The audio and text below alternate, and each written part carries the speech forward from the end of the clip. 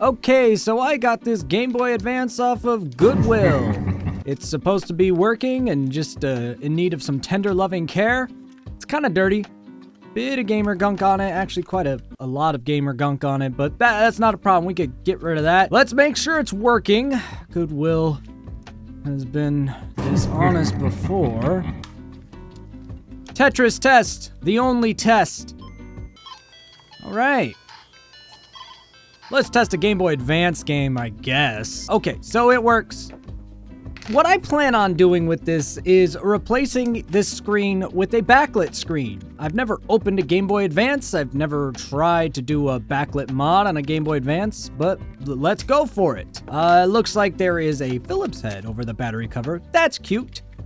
So opening this up, and yep, it's definitely a Game Boy in there. How hard can it be to take apart? I've done other Game Boys, you know, they're not all that. They're not that complicated. We just got to find the screws on the motherboard.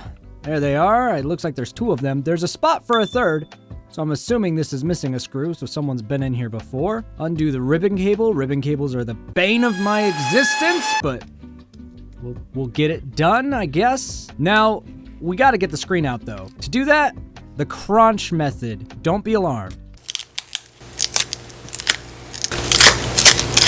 Now, I'm sure this screen is probably totally fine. I almost somewhat know what I'm doing. I'll use this screen for another project in the future, but we don't need it for this one. Now, let's get our new screen out.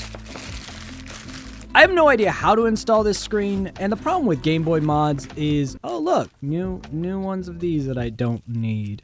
Well, anyway, the problem with these mods is every screen mod is slightly different from the others, so there's no like reliable tutorials.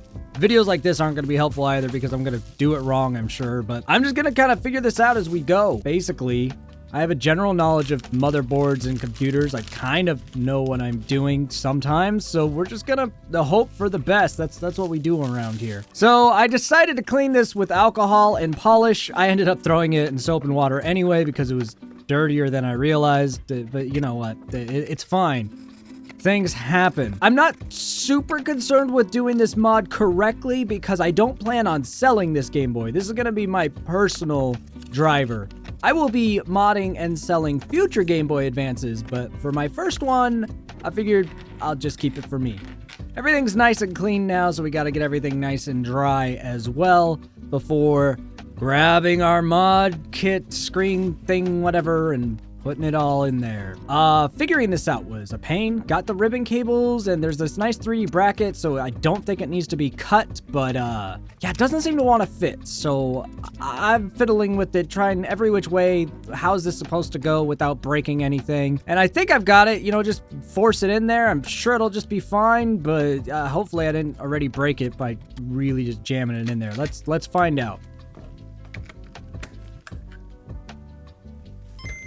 All right, fantastic then. So let's go ahead and put this in permanently. Start with some adhesive, you know, make it nice and sticky or something. You know, using these adhesives and stuff with, oh yeah. Using these adhesives and stuff with gloves is always a pain, but it's also a pain to take the gloves off and put them back on. Come on, get in there. Come on. Okay.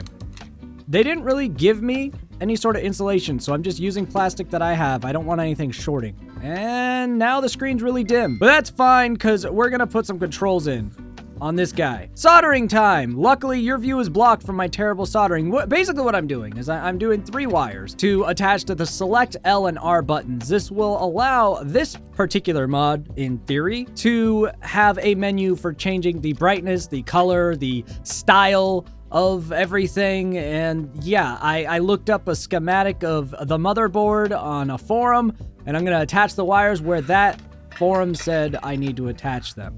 There you go. They're on there. Beautiful. I think there's like a touch sensor here too on there, but I don't even know where I would be supposedly touching to make that work. So I'm just gonna do the button one. I think it's like right behind the screen. You're supposed to tap on the screen and then it'll work, but I don't trust it, I guess. I'm just gonna wire it. It'll be fine, I think. So let's try it. Tetris, of course. It's the only way to test things. And awesome. Look at this. This is going like super smooth.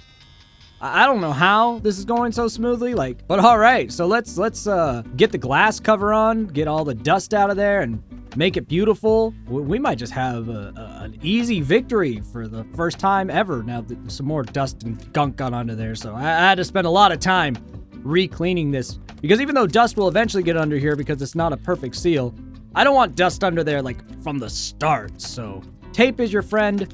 Just too much tape and you get residue. It's a lose-lose, but we got there. And, you know, no problems. Awesome. Uh-oh. Well, the select button is stuck pressed down. That is because of sloppy wiring. So, you know, remember that time in the past when I said no problems? No problems. Yeah, there was a problem. My wiring was way too loosey-goosey. So some better cable management here to make the select button not constantly get pressed by the wires was necessary, and I hope that that fixes it and I didn't break anything permanently. We're gonna find out. Come on, Tetris.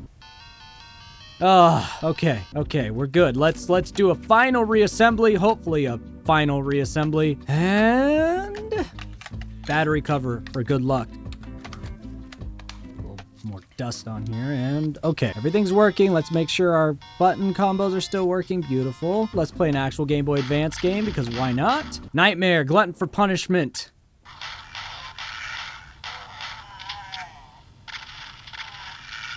Yeah, take that, demons. All right, so our now cleaned, wonderfully modded Game Boy Advance. I think I could start modding Game Boy Advances for other people, maybe. But this one's mine. Subscribe for future terrible endeavors while I try to fix stuff on the fly. Thanks for watching, I guess. See you later.